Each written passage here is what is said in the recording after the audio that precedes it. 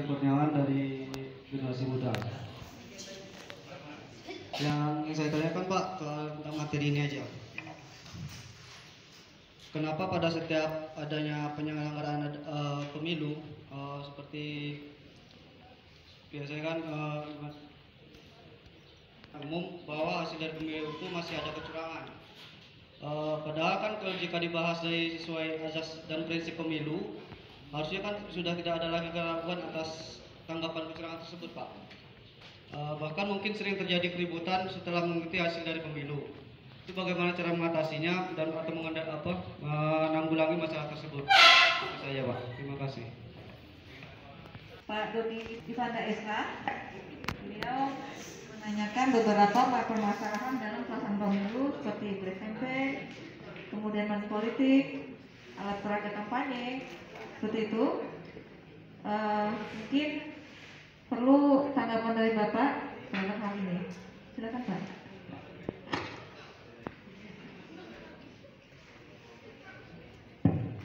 Makasih Bu Nani, luar biasa pertanyaannya, pernah semua.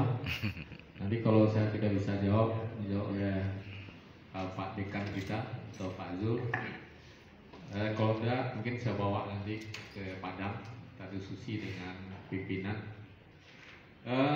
Pertanyaan Pak Dodi Irfanda SH, ini dari forum deteksi dini.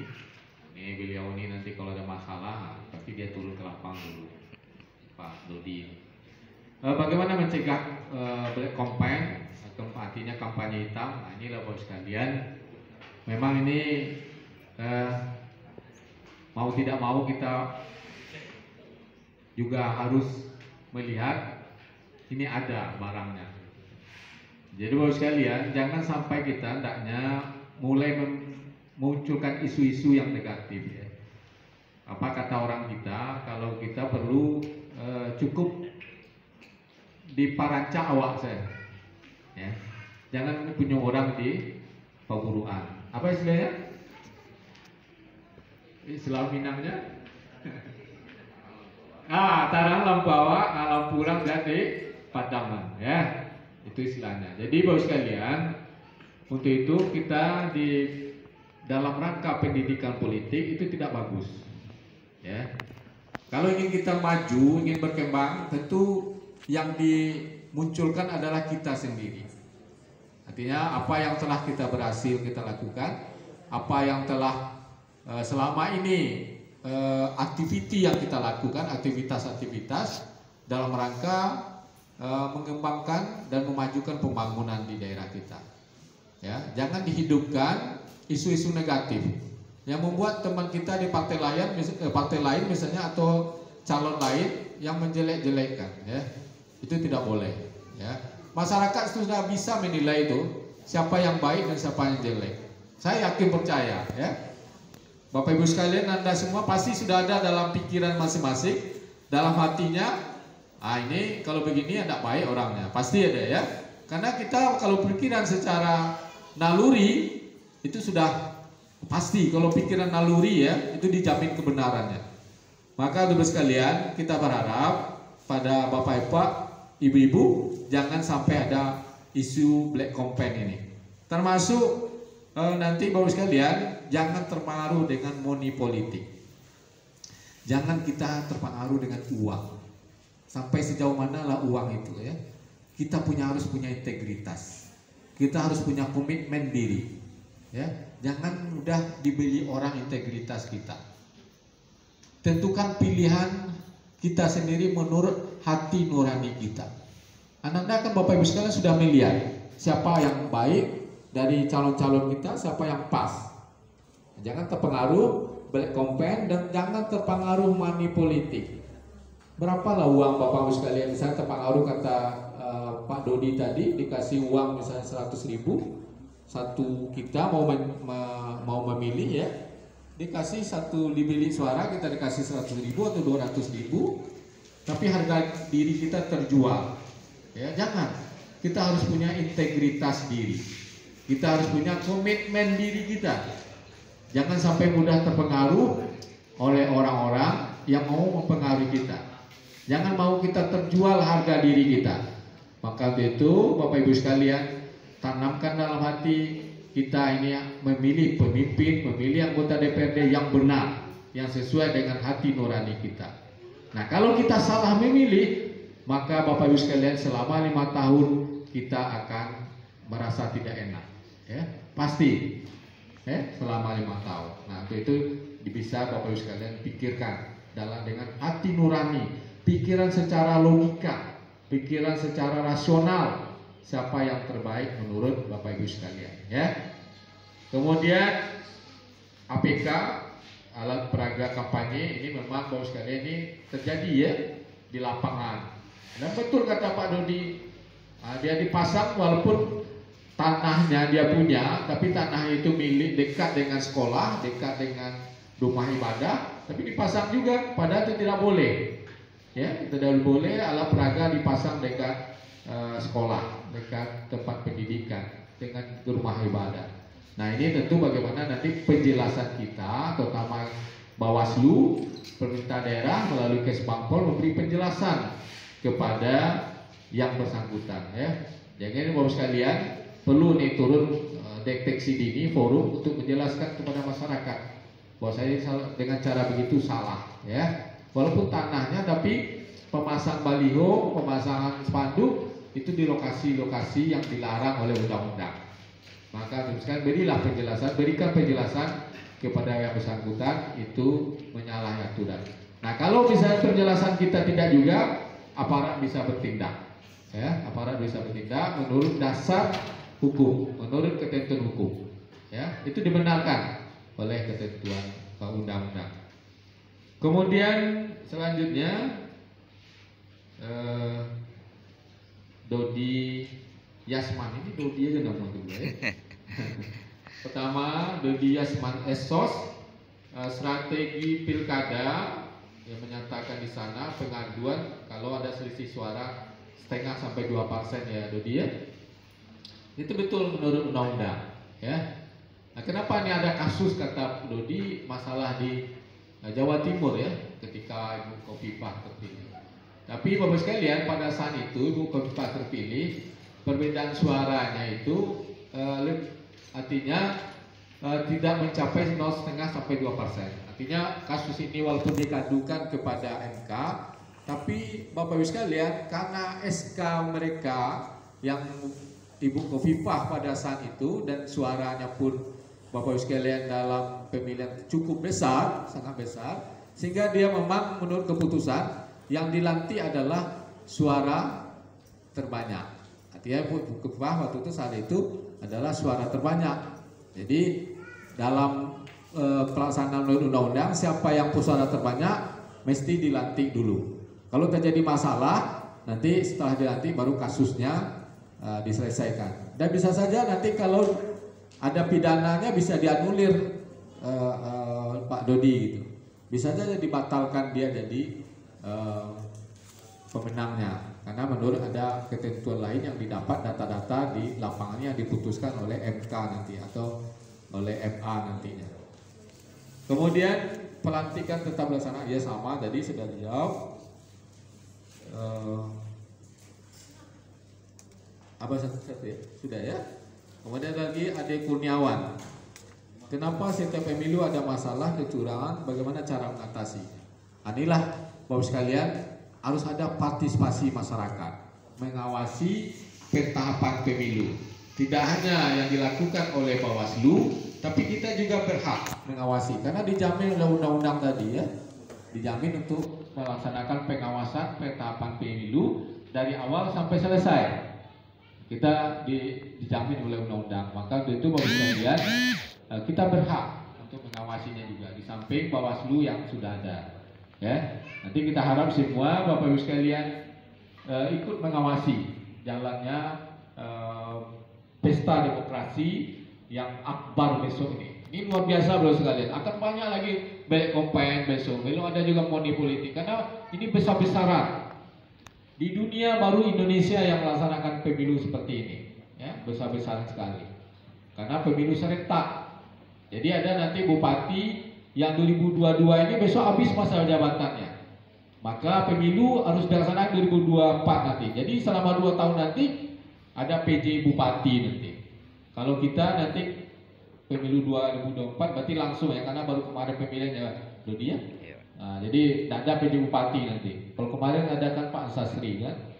Saya tahun 2016 PJ Bupati Agam dulu. Waktu tahun 2016 enak kira aja jadi bupati. Pantas orang Dodi Yasmat kiranya enak jadi bupati. Saya pernah jadi bupati juga. Tanpa kampanye. Tanpa kampanye, tanpa uang keluar, tanpa uang keluar 1 sen pun juga, tanpa buat baliho juga, tanpa buat alat-alat peraga lainnya, tapi SK melalui Menteri Dalam Negeri saja ditetapkan jadi bupati. Nanti oleh gubernur juga enak kita jadi bupati, kita disediakan mobil, BA1 juga. Kalau Agam BA1T. Kata teman saya ini 1 triliun katanya. Cimee teman ya. Nah, enak juga kiranya. Ada tukang cuci baju ya, tukang masak. Rumah disediakan rumah dinas besar kan. Saya tinggal sendiri aja, saya lihat kiri kanan kosong semua ya. Kadang takut juga gitu ya. Rumah besar sendiri ini. Ya. Jadi bos sekalian, memang itulah bekerja-kerja lah jadi bupati. Karena memang pelayanan itu banyak sekali ya. Fasilitasnya banyak sekali. Nah, saya mencoba juga pernah jadi bupati. Ya. Nanti kalau besok itu yang besok nanti ada PJ Bupati itu Mentawai. Mentawai 2022 bupatinya habis masa jabatan. Jadi ada 2 tahun nanti PJ Bupati di Mentawai. Termasuk nanti ada 2023 wali kota Pariaman juga. Ya. Jadi siapa ditunjuk gubernur nanti PJ Bupati, jadi bupati lah dia nanti, jadi wali kota lah nanti ya. Ya, Bapak Ibu sekalian. Jadi kita berharap tentu masalah-masalah di pemilu besok ini tidak ada lagi ya. Kita berharap Bapak Ibu sekalian yang sudah ikut pendidikan politik hari ini awasi ya, ikut berpartisipasi mengawasi pelaksanaan pemilu yang akan datang. Oke, Bapak Ibu sekalian, mungkin itu yang bisa saya jelaskan. Wah, baik. Terus untuk Bapak atas penjelasannya. Mungkin untuk sesi terakhir kami berikan 1 kesempatan untuk penanya karena kita masih ada 1 narasumber yang akan menyampaikan materinya. Silakan yang di belakang. Pertanyaan mohon singkat, padat dan jelas.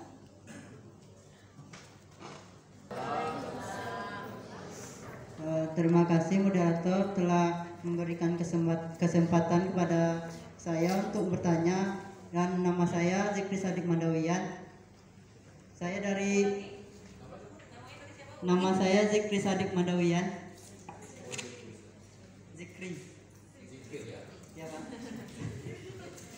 Langsung saja saya ingin bertanya tentang peran pemerintah dan Pemda pasal 434 Undang-Undang Nomor 7 Tahun 2017 yang bagian 6-nya poin ke-6, pemantauan kelancaran penyelenggaraan pemilu. Di mana pemantauan ini untuk pemantauan kelancaran penyelenggara pemilu ini apakah khusus yang dipilih dari pemerintah atau Pemda, atau dari pemerintah atau Pemda yang menunjuk masyarakat untuk melakukan panitia pemantauan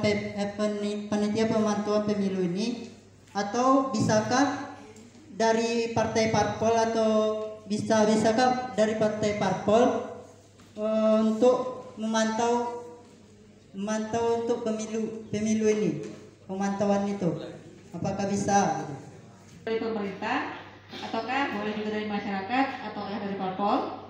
Kemudian pertanyaan yang kedua, untuk seragam dari timnas tadi Pak, apakah itu berasal dari pemerintah, apa BWD atau seperti apa Pak? Mohon penjelasannya Pak. Zikri, ini pertanyaannya luar biasa. Zikri ini Zikri sekolah di mana? Sama di mana Zikri? UIN, jurusan apa? Tarbiyah. Kan tahu saya sekali, saya nampak sekali kan. Dari jauh nampak wajah gurunya. Tepuk tangan buat Zikri gitu ya. nampak sekali guru. Jadi karena saya tahu Zikri, karena orang tua saya guru keduanya. Jadi guru itu luar biasa pengabdiannya, walaupun gajinya kecil, tapi anak-anaknya bisa sekolah ya Zikri ya. Untuk guru di mana sekarang Zikri? Hah? Mengingat Allah selalu. Ya. Kata Allah, wa kaisama kunta pasama ujullah. Zikri tahu artinya itu ya? Apa artinya Zikri? Hah? Belum tahu? Ingatlah aku. Ingatlah. Kata Allah, di mana kamu berada ingatlah. Ya. Wa kaisama kunta pasama ujullah. Ingatlah wujud Allah di mana kau berada.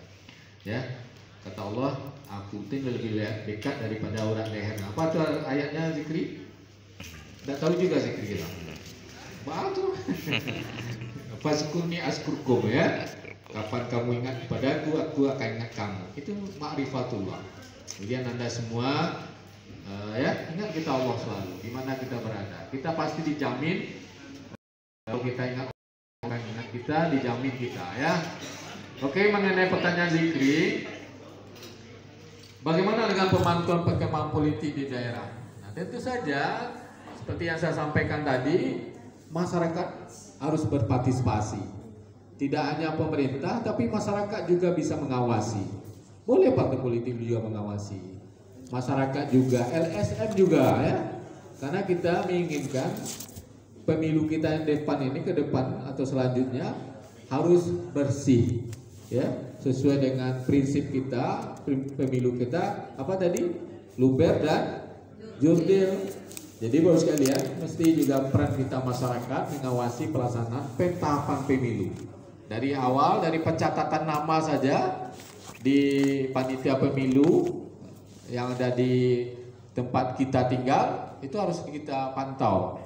Tercatatlah nama kita gitu, sebagai peserta nantinya untuk melakukan pencoblosan. Nanti kan dikasih kartu ya.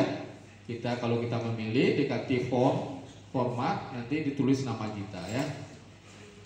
Boleh ya si Zikri, pengawasi kita boleh, mengawasi semua, masyarakat boleh semua. Kemudian yang kedua, pertanyaan mengenai pakaian seragam ya. Ada pakai jaket-jaket juga ya Zikri ya. Nah, jadi kalau kita lihat kan memang petugas yang mengawasi itu dari Linmas itu pakai hansip gitu ya. Yang warna hijau, tahu enggak Zikri warna hijau itu? Hansip, pakai lambang-lambang pertahanan sipil dan juga pakai lambang Depdagri dia, kemudian juga lambang lainnya dan juga lengkap dengan namanya ya.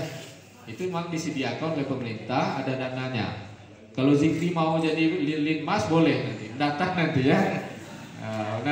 Mendaftar nanti. Ya, dapat baju itu nanti ya. Kenapa Zikri ketawa dapat baju? Ya, nanti ada dananya, ada disediakan oleh pemerintah dan boleh siapa nanti yang mau jadi Linmas itu nanti mendaftar nanti di kelurahan, di kenagarian kita masing-masing atau di panitia pemungutan suara nanti di kecamatan dan di kenagarian nanti ya. Mungkin itu Zikri yang bisa jauh saya. Sebaiknya jangan itulah, karena nanti takut bila anak-anak nanti mau lihat ke sana kan.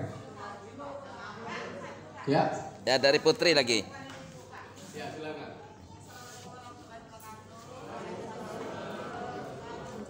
Ini Pak, ini menengok pengalaman yang sudah-sudah.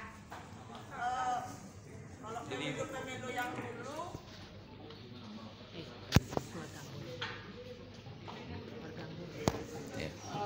Nama saya Jasmawati. Untuk pertanyaan berikutnya, padat pertanyaannya ya. ini apa Bu, gimana cara kita mengembalikan kepercayaan masyarakat setelah yang sudah-sudah? Ini untuk pemilu untuk daerah, Pak. Kan banyak itu janji-janji. Kalau misalnya besok kalau menang dikasih sapi segala macam, ternyata kan mohon maaf kan, ternyata setelah dia duduk nol Pak. Atau kerbau dikasih. Sudah tidak percaya. Gimana caranya kita khusus untuk kita kadernya mengendalikan kepercayaan masyarakat itu untuk kedepannya. Itu aja. Janji sapi dibayar kerbau bagus lah ibu. Untung ibu kan. Jadi begini, Bapak Ibu sekalian, ini juga terjadi, kita coba lihat ya di Google, di kalau nggak salah di Maluku Utara. Dia janji untuk beli tikar salat di masjid, ternyata dia kalah. Dia ambil lagi tikar di masjid. Marah-marah masyarakat ya. Nah, jadi sindirannya seperti itu Bu Jasmawati. Ibu tentu ibu bisa menilai janjinya begini ternyata tidak dikabulkan. Apakah ibu akan memilih juga besok? Nah, itu terserah sama ibu lagi ya. Jadi kan sudah bisa langsung menilai itu ya. Nah, janji politik. Nanti kalau ada yang tidak sesuai, ya terserah sama ibu lah. Kan sudah ada standarnya itu. Oke. Tapi kata Pak Dodi Irfan tadi kalau dia janjinya sapi, dikasih kerbau terima ibu kan? Kerbau. Kalau dikasih rumah, terima rumahnya. Iya. Tapi kalau udah lebih diterima ya. Oke, terima kasih ibu. Dan